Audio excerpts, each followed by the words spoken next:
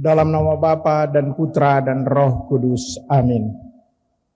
Saudara-saudara sekalian yang terkasih, luar biasa Indonesia. Pada umumnya setiap penduduk Indonesia memiliki agama. Entah agama Kristen, Protestan, Katolik, agama Muslim, agama Hindu, dan agama Buddha. Kita lihat juga di Indonesia ini, ritual-ritual keagamaan dilaksanakan. Baik di dalam gedung ibadah pun di luar gedung ibadah. Di jalan-jalan, di taman-taman, dan sebagainya. Juga simbol-simbol keagamaan sangat nyata. Entah pakaian, topi, sepatu, dan sebagainya.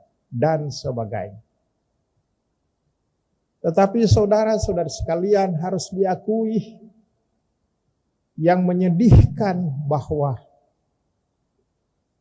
memang beragama. Tetapi apa hasil dari kehidupan beragama itu? Kita lihat yang dihasilkan oleh banyak orang beragama bukan perbuatan yang baik, tetapi perbuatan yang tidak baik terhadap sesama. Bukan sikap yang baik, tetapi sikap yang tidak baik kepada sesama. Bukan tingkah laku yang baik, tapi tingkah laku yang tidak baik terhadap sesama. Ada kekerasan. Juga bukan hanya ada kekerasan, tapi ada ujaran-ujaran kebencian.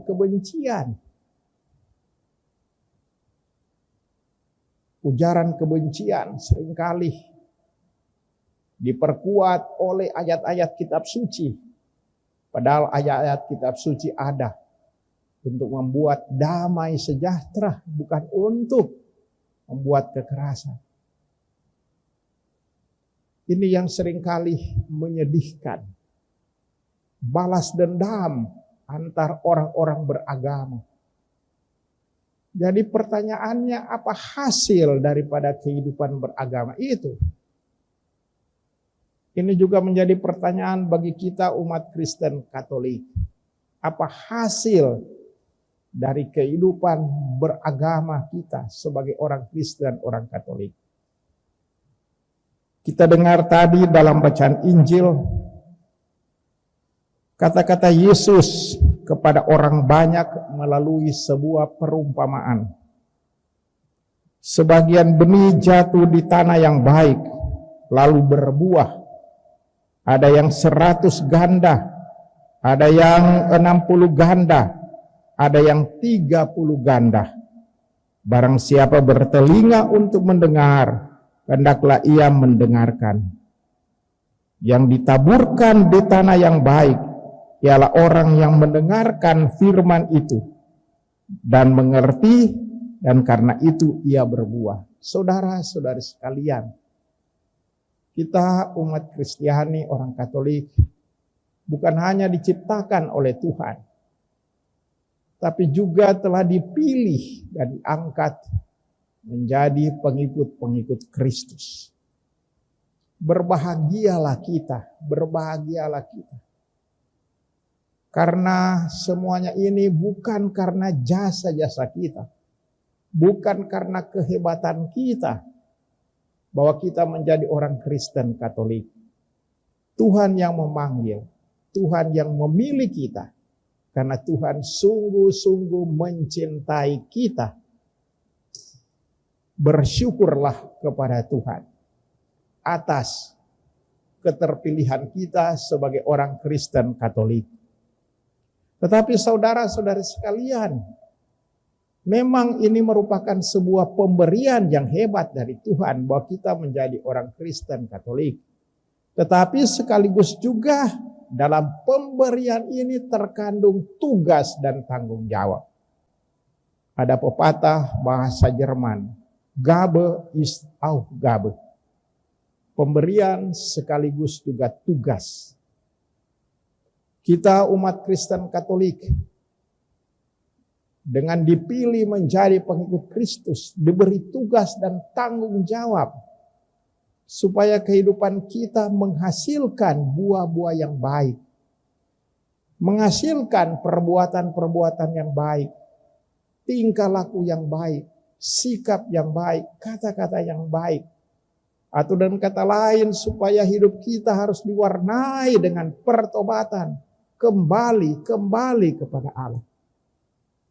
Senantiasa menanti kedatangan Allah. Senantiasa berpengharapan kepada Allah sambil mengisi hidup kita dengan perbuatan, sikap, kata-kata, dan tingkah laku yang baik. Tetapi saudara-saudara sekalian, tidak gampang. Karena kita hidup di dalam dunia, dalam lingkungan yang tidak jarang juga sudah dipenuhi dengan dosa. Kita menjadi orang Kristen Katolik, senantiasa seringkali harus bergumul, harus menderita. Iman kita ditantang, iman kita diuji. Di tengah-tengah pekerjaan, tugas, lingkungan hidup kita, lingkungan keluarga, lingkungan pekerjaan. Tetapi jangan takut. Hari ini diberitakan kepada kita. Ada firman Tuhan yang ditaburkan dalam hati kita. Firman Tuhan seperti diungkapkan dalam bacaan pertama, firman itu berdaya guna. Seperti hujan dan salju yang turun, tidak akan kembali dengan sia-sia. Senantiasa firman Tuhan itu menghasilkan pertobatan, menghasilkan kebaikan. Orang-orang yang membaca firman Tuhan, mendengarkan dan merenungkan serta menghayati, hidupnya akan diwarnai dengan pertobatan terus menerus. Ada hasil, ada makna. Kita bisa lihat Santo Agustinus. Masa mudanya diwarnai dengan kejahatan-kejahatan. Mabuk, judi dan sebagainya. Tetapi kemudian Santo Agustinus bertobat karena membaca firman Tuhan dan merenungkan. Bukan hanya Santo Agustinus, contoh yang lain lagu Santo Ignatius dari Loyola. Seorang tentara yang berperang, tetapi akhirnya kena luka dan masuk rumah sakit. Tetapi saat dia hidup di rumah sakit, dia membaca firman Tuhan dan dia bertobat dan kemudian menjadi tentara Allah, pejuang Allah, pendiri dari Yesuit. Pertobatan karena firman Tuhan yang dibaca, direnungkan, dan dihayati. Tidak jarang saudara-saudara sekalian, kita orang Katolik, dibandingkan dengan umat Kristiani yang lain, kita malas untuk membaca kitab suci. Kita barangkali memiliki kitab suci, tapi hanya pajangan saja di rumah. Kita tidak baca, atau kita memiliki, ya, kita baca tetapi kita tidak merenungkan dan menghayati. Karena tidak ada waktu tenang lagi, sibuk. Sehingga kitab suci tidak lagi dihayati di dalam keheningan. Dan akhirnya apa yang terjadi? Keputusan-keputusan kita dalam hidup, terlebih yang penting, tidak dituntun oleh firman Tuhan, tetapi seringkali dituntun oleh firman setan. Dan setan mempengaruhi kita dalam mengambil keputusan. Setan mempengaruhi kita dengan menancapkan dalam hati kita dendam, balas dendam, dusta, tipu, kemunafikan. Seringkali apa yang ditancapkan oleh setan dalam hati kita justru menjadi pedoman di dalam memutuskan hal-hal penting dalam hidup kita. Bukan lagi firman Tuhan. Saudara-saudara sekalian, kita dengar tadi dalam bacaan Injil, arti dari perumpamaan yang Yesus sabdakan kepada orang banyak juga kepada kita. Kita tidak jarang menjadi seperti hidup kita menjadi seperti tanah di pinggir jalan. Tanah di pinggir jalan. Yang jahat datang, akhirnya firman itu habis. Atau hidup kita seperti tanah yang berbatu-batu. Batu. Ada penganiayaan. Ada penindasan. Ada masalah-masalah dalam hidup. Segalanya itu membuat kita menutup firman Tuhan. Kita tidak yakin bahwa firman Tuhan bisa membuat kita mengatasi masalah-masalah, penindasan, apa yang kita rasakan dalam hidup. Firman Tuhan tidak berakar karena hati kita seperti batu menebal. Atau kita seringkali menjadi hidup kita seperti tanah di tengah semak duri. Penuh dengan kekhawatiran. Khawatir, cemas. Tidak ada kepercayaan lagi pada Tuhan. Mengeluh terus. Mempersalahkan terus. Atau juga diwarnai dengan tipu daya dunia, kerakusan akan harta, akan jabatan, anak kekayaan. Akhirnya kerakusan itu membuat firman Tuhan tidak lagi didengar, dihayati. Yang dihayati ialah firman setan. Hendaklah kita menjadi tanah yang baik. Tanah yang baik.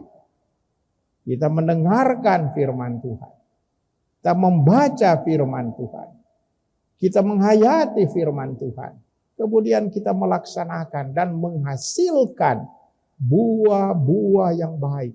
Perbuatan baik. Sikap yang baik. Kata-kata, tingkah laku yang baik. Saudara-saudari sekalian, firman Tuhan berdaya guna. Kita harus membuat bahwa terus-menerus dalam hidup kita, firman Tuhan itu membawa hasil dalam hidup kita. Asal kita baca, asal kita dengarkan, asal kita renungkan dan kita hayati. Saya akan mengakhiri khotbah saya ini dengan kata-kata dari Paus Fransiskus. Sabda Tuhan adalah hidup, penuh daya, mampu mempertobatkan hati manusia dan menghantar kembali kepada Allah. Atau kata-kata lain dari Paus Fransiskus, bersama-sama suami dan istri, orang tua dan anak-anak, mungkin di malam hari, terutama pada hari Minggu, membaca kitab suci. Dengan cara itu, keluarga akan tumbuh dan berjalan dalam terang dan kekuatan firman Allah. Semoga demikian. Amin. Dalam nama Bapa dan Putra dan Roh Kudus. Amin.